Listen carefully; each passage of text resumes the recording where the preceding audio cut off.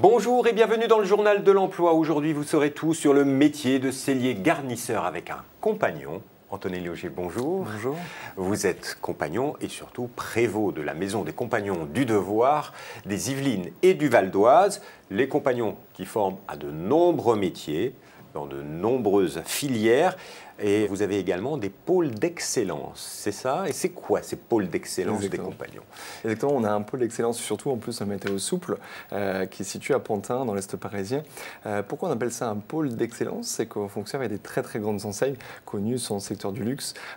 Et en fait, on fonctionne avec eux, alors que ce soit dans le recrutement, mais aussi dans l'accompagnement des jeunes et de la formation.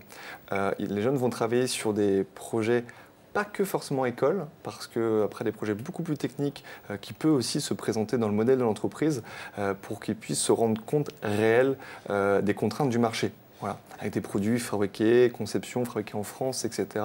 Voilà, donc ils sont sensibilisés à tout ça.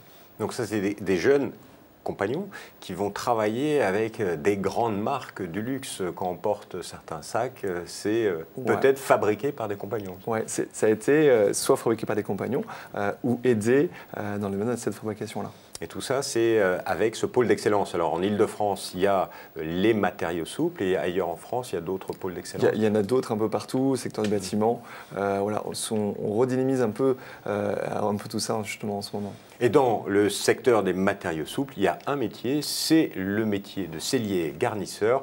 On va découvrir tout de suite le sketch qui a été créé par les compagnons pour valoriser l'image de ce métier. On le regarde tout de suite. Camping, mec! On part! Arrête-moi si je me trompe, mais sellier, sel? On va être dans la nature, sans voiture? Et si on trouve des chevals, tu vas peut-être enfin pouvoir s'arrêter. Des chevaux, des selliers, comment t'expliquer? Tu vois ta vieille tante galère à monter? Ouais, bah. Tiens, regarde la mienne. Ouais. Et tu vois, on crée des tentes qui s'ouvrent en 2 secondes, entre autres. Ah ouais.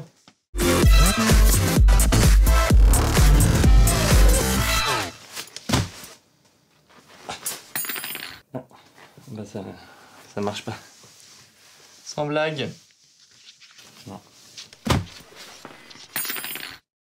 Voilà, un métier étonnant, mais donc finalement, le métier de sellier garnisseur, c'est pas les selles de cheval. Non, c'est pas ça.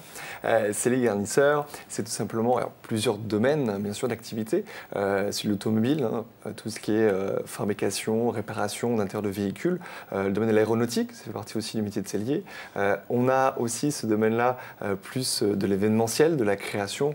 On peut avoir l'image d'un chapiteau, mais c'est aussi fait partie du métier, là, tout ce qui est bâche. Et après, comme on peut voir dans cette petite scène, donc tout ce qui est tente et tout ce qui est en fait tout ce qui est tenue technique, comme des chaussures, comme aussi tout ce qui est sac à dos dans le domaine du sport. Donc en fait, finalement, quand on est sellier garnisseur, on va travailler sur différents types de matériaux. Ce n'est pas simplement le cuir qu'on pourrait s'imaginer. Puis au final, très très peu le cuir, parce qu'après, on a des contraintes aussi par rapport à l'utilisation, que ce soit dans le nautique, dans la partie du bateau. On ne peut pas utiliser le cuir parce qu'avec le sel, ça se ronge, on utilise d'autres matériaux. Donc vraiment, le métier de sellier, c'est ça, c'est d'utiliser de nouveaux matériaux justement qui s'appliquent au mieux à son utilisation. Alors, mais concrètement, quand on devient sellier garnisseur, on peut travailler dans énormément de domaines. Est-ce qu'il y a un domaine plus qu'un autre qui recrute? Est-ce que c'est plutôt le nautique? Est-ce que c'est l'automobile? L'aérien, j'imagine, parce qu'en ce moment, on construit énormément d'avions. Mais est-ce qu'il y a le recrutement type en ce moment, dans ces années 2016, 2017, 2018? Là, les domaines, ça dépend aussi de son lieu. Ça va de soi. La partie nautique qui est un peu difficile en région de France. Mais après, en fait, il y a très peu et de moins en moins de centres de formation dans les compétences dont on propose auprès des jeunes. Donc, fait qu'il y a de la demande. Il y a vraiment de la demande. Il y a énormément de demandes. Pas énormément, néanmoins, c'est les gens qui sont placés par des compagnons, finalement, ils sont embauchés au bout de leur parcours de formation. Tous. Et juste une question, parce que entre le nautique, l'aérien, l'automobile, l'aménagement, les tentes, c'est vraiment des secteurs et on imagine des métiers différents. Est-ce que les formations sont différenciées en fonction des secteurs d'activité? Alors, initialement, en fait, la conception est la même en termes de réalisation. La couture, etc., les méthodes d'assemblage restent à peu près similaires. Après, c'est plus son côté usuel qui va être différent entre une tente, bien sûr, qu'on va déplier assez souvent ou une banquette qu'on va réaliser. Donc après, c'est là où, en fait, les jeunes vont s'affiner en termes de discipline, de façon d'être au mieux et opérationnel par rapport à la demande de l'entreprise. Et donc, quels sont les diplômes auxquels vous formez? Il y a le CAP. Voilà, donc CAP jusqu'à la licence en termes de propositions pour les jeunes. Et quel est le parcours idéal selon vous? C'est s'arrêter au CAP, continuer, aller jusqu'à la licence? L'idée, c'est aller jusqu'au bout parce que l'idée, c'est d'associer la partie professionnelle et la partie théorique. C'est ce qu'on donne auprès des jeunes en termes de compétences et de choses intéressantes. Donc oui, l'idée, c'est aller jusqu'au bout. Et justement, pour des jeunes qui hésitent à se former avec les compagnons, quel est le petit plus si on passe par les compagnons du devoir?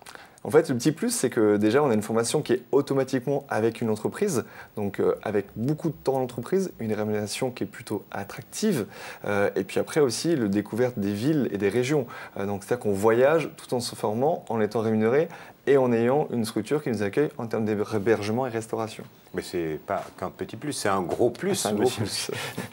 Merci beaucoup de nous avoir fait découvrir et ce métier et le système de formation des compagnons. Si vous voulez en savoir plus, vous allez tout de suite sur le site internet www.compagnon-du-devoir.com. Et quant à nous, on se retrouve bientôt pour un nouveau journal. Au revoir.